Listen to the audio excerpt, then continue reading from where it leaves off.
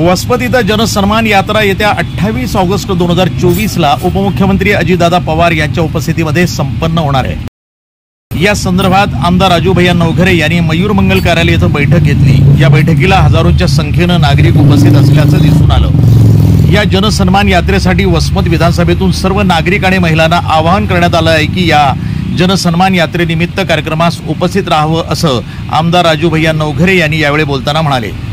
या कार्यक्रमास प्रमुख उपस्थिती म्हणून विधान परिषद आमदार राजेश विटेकर हेही उपस्थित होते।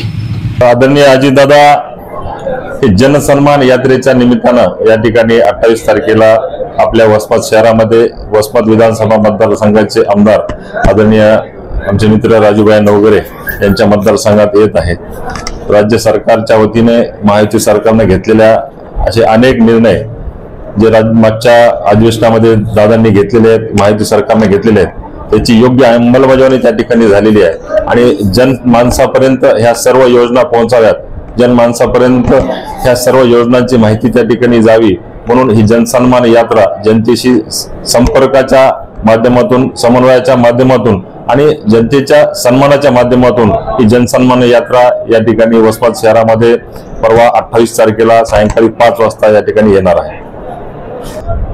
अजितदादांची ही जनसन्मान यात्रा ही दादांच्या नेतृत्वाखाली 8 तारखेला उत्तर महाराष्ट्रात पहिला टप्पा, दुसरा टप्पा पश्चिम महाराष्ट्रात आणि आता हा तिसरा टप्पा आपल्या मराठवाड्यामध्ये त्या ठिकाणी येणार आहे।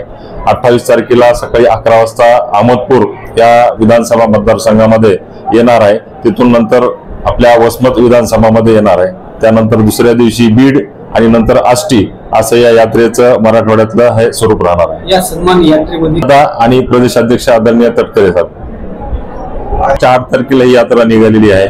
मी बऱ्याच ठिकाणी या दौऱ्यांमध्ये दादांच्या सोबत होतो, परंतु मी तुम्हाला अत्यंत आनंदाने सांगतो की मुख्यमंत्री माझी लाडकी बहीण योजना या योजनेअंतर्गत 2 हप्ते राखी पौर्णिमेच्या 2 दिवस अगोदरच आमच्या सर्व लाडक्या बहिणींच्या खात्यावर त्या ठिकाणी जमा झालेले आहेत। अत्यंत आनंदाचं आणि उत्साहपूर्वक वातावरण या संबंध महाराष्ट्रामध्ये आपण सर्वांना त्या ठिकाणी पाहायला मिळाले आहे आणि महिलांची अत्यंत भीड आणि अत्यंत चांगल्या पद्धतीची उपस्थिती प्रत्येक कार्यक्रमामध्ये जनसन्मान यात्रेच्या माध्यमातून त्या ठिकाणी आम्हाला पाहायला मिळत आहे। प्रतिनिधी नंदू परदेशी, वसमत, NTV न्यूज मराठी।